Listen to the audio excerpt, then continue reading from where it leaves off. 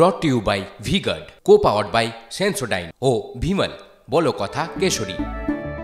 Associate sponsor UltraTech cement. এই মুহূর্তে একটা ব্রেকিং নিউজ দিয়ে আপনাদের। এক দেশ এক ভোট নিয়ে জোর সওয়াল রাজনাথ সিং এর। 5 বছরের মধ্যে দেশে এক দেশ এক ভোট নীতি বলছেন রাজনাথ। নির্বাচনী প্রচারে এক দেশ এক ভোটের প্রতিশ্রুতি প্রতিরক্ষা মন্ত্রী।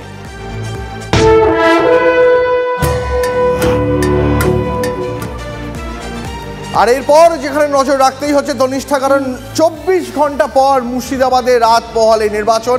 আর মুর্শিদাবাদের নির্বাচন কিন্তু কমিশনের কাছে একটা মাথা ব্যথা হতে চলেছে। কেন? তার কারণ মুর্শিদাবাদে ভোট রাত পোহালেই ভোট, কিন্তু বোমা, গুলি, বিস্ফোরণ, বোমা উদ্ধার কোনোটারই কোনো খামতি নেই। কি পরিস্থিতি সেখানে ভোটের 24 ঘন্টা আগে দেখে নেব সহকর্মী কৌশিকের কাছ থেকে। কৌশিক, মুর্শিদাবাদ কমিশনের কাছে একটা বড় চ্যালেঞ্জ, তাই তো? কমিশন কতটা প্রস্তুত, বাহিনী কতটা প্রস্তুত? দেখো, মুর্শিদাবাদ অবশ্যই প্রশাসন এবং কমিশনের কাছে কিন্তু একটা বড় চ্যালেঞ্জ, কারণ এই জেলায় হাজারের বেশি এই 2 লোকসভা কেন্দ্রে স্পর্শকাত বুথের সংখ্যা রয়েছে। 182 কোম্পানি কেন্দ্র বাহিনী মোতায়েন করা হয়েছে, সব মিলে 2 লোকসভা কেন্দ্রে। সেই জায়গায় দাঁড়িয়ে মুর্শিদাবাদ জেলায় যেরকমভাবে বোমা উদ্ধারের ঘটনা বা বিস্ফোরণের ঘটনা বা গত পঞ্চায়েত নির্বাচনে যে হিংসার ঘটনা ঘটেছে, সেই জায়গা থেকে কিন্তু নির্বাচন কমিশনের কাছে একটা যথেষ্ট বড় চ্যালেঞ্জ। কারণ মুর্শিদাবাদে শান্তি শৃঙ্খলা অর্থাৎ নির্বিঘ্নে ভোট মানে একটা বড় ব্যাপার, এবং সেটা করার জন্য কিন্তু যথেষ্ট তৎপরতা রয়েছে। কেন্দ্র বাহিনীর পাশাপাশি বুথে থাকবে রাজ্য পুলিশও। কিন্তু সেই জায়গায় দাঁড়িয়ে ভোটকর্মী যারা, তারা ভোট কেন্দ্রের উদ্দেশ্যে যাবেন। মুর্শিদাবাদ লোকসভা কেন্দ্রে যারা ভোটকর্মী রয়েছেন, তারা এই মুর্শিদাবাদের যে বহরমপুর ডিসিআরসি কেন্দ্র করা হয়েছে স্টেডিয়ামে, সেখান থেকেই তারা রওনা দিচ্ছেন। এর আগেও তো ভোটে গেছেন। ভোট মানে কতটা আতঙ্কের কাজ? 8-9 ভোটে তো যাচ্ছেন। মুর্শিদাবাদের ভোট মানে কতটা আতঙ্কের? ভোটে তো একটা আতঙ্ক থাকেই, তবে এই বছর তো মানে অ্যারেঞ্জমেন্ট খুব ভালো করেছে, হ্যাঁ, ইলেকশন কমিশন থেকে, এবং আমাদের যে মাননীয় ডিএম সাহেব আছেন উনি তো ভালো। কৌশিক, আমাদের সকলেরই আশা থাকবে এই ভোট কর্মী তিনি যেমনটা আশা করছেন যে বছর বোধহয় ভোটটা নির্বিঘ্নে শান্তিতে হবে, আমরাও তেমনই আশা রাখি। অনেক ধন্যবাদ কৌশিক তোমাকে। তার মধ্যে মালদা দিকেও নজর রাখতেই হচ্ছে দীপ, কারণ মালদাতে সেখানেও ভোট রয়েছে। ভোট কর্মীদের বিক্ষোভে এদিকে উত্তাল মালদা। কেন? প্রশাসনের বিরুদ্ধে অব্যবস্থার অভিযোগে সরব কয়েকশো ভোট কর্মী। দেখাচ্ছে সেই ছবিটা। তাদের জন্য খাবার ও গাড়ির ব্যবস্থাও করা হয়নি বলে অভিযোগ। ফলে ভোট কেন্দ্রে যাতে যেতে পারছেন না কর্মীরা। এরপরই মালদা কলেজ মাঠে চেয়ার বেঞ্চ ভেঙে বিক্ষোভ দেখান ভোট কর্মীরা।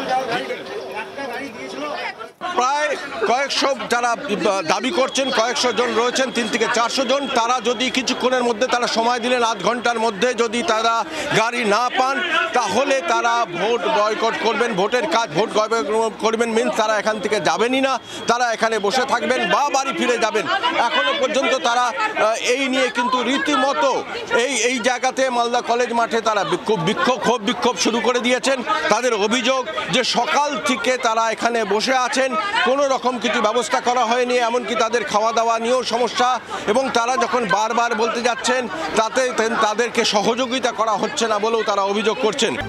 আর আরো একটা বড় খবর দীপ, যে খবরে আজকে সকলের নজর রয়েছে। আজ সুপ্রিম কোর্টে এসএসসি নিয়োগ বাতিল মামলার শুনানি।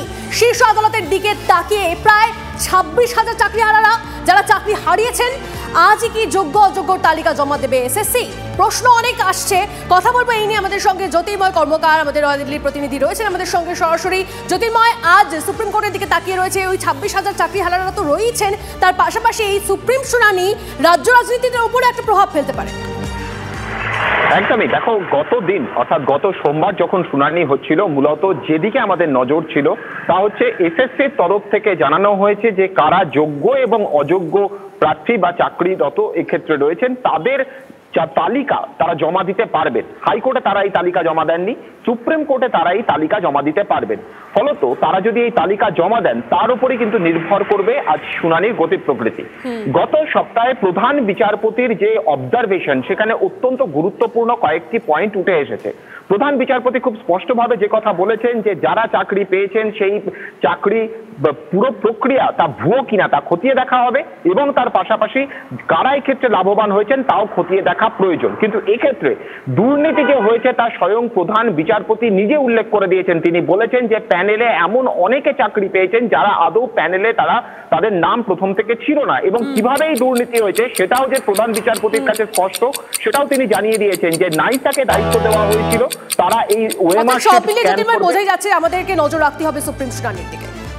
আর এরপর নজর রাখবো আজ এসএসসি তাদের দাবি যে তারা সংখ্যাতত্ত্ব পেশ করে যোগ্য অযোগ্যদের ফারাকটা সুপ্রিম কোর্টে বোঝাবে। এই ব্যাপারটা আরো বিস্তারিত জানবো সহকর্মী সুমন মহাপাত্রর কাছ থেকে। সুমন, এসএসসির আজকে সুপ্রিম কোর্টে কি পদক্ষেপ হতে চলেছে? দেখো, এসএসসি আজকে সুপ্রিম কোর্টে যোগ্য অযোগ্যদের যে পরিসংখ্যান তা পেশ করবে। গত শুনানিতে এসএসসি বলেছে যে আমরা যোগ্য অযোগ্য আলাদা তালিকা দিতে প্রস্তুত, তবে আজকে তালিকা জমা পড়ছে না। যতদূর সম্ভব আমরা জানতে পারছি আজকে শুধুমাত্র একটা স্ট্যাটিস্টিক্স জমা দেওয়া হবে যে বিভিন্ন অভিযোগের ভিত্তিতে, আমাদের নিজের অবজারভেশনের ভিত্তিতে এতজন হচ্ছেন বিতর্কিত বা যাদের বিরুদ্ধে বেনিয়মের প্রমাণ আছে আর বাকিদের বিরুদ্ধে বেনিয়মের প্রমাণ নেই। এই দুটো সেগ্রিগেটেড সংখ্যা বড়জোর আজকে সুপ্রিম কোর্টে এসএসসি পেশ করবে। কিন্তু যাদের বিরুদ্ধে বেনিয়মের কোনো অভিযোগ নেই তারা যে 100% স্বচ্ছ তা বলতে এখনো কিন্তু এসএসসির গলা কাঁপছে। তার কারণ তাদের একাডেমিক যে নম্বর, তাদের যে ওএমআর সিটের পুনর্মূল্যায়ন করা, এগুলো কিন্তু এসএসসি করেনি এখনো। সেক্ষেত্রে আজকে প্রাথমিক একটা সংখ্যা তত্ত্ব এসএসসি পেশ করবে। এবার দেখার সুপ্রিম কোর্টের প্রধান বিচারপতির বেঞ্চ চাকরি বাতিল বহাল রাখেন নাকি তাদের স্থগিতাদেশ দেন। অনেক ধন্যবাদ সুমন তোমাকে। আপাতত পরিস্থিতির ওপর শুধু আমাদের তো নয়, গোটা রাজ্য এবং বোধ করি গোটা দেশেরও আজকে নজর থাকবে সুপ্রিম কোর্টে। আপাতত আমাদের সঙ্গে থাকো। Brought to you by V-Guard, co-powered by Sensodyne ও ভিমল, বলো কথা কেশরী। Associate sponsor UltraTech cement.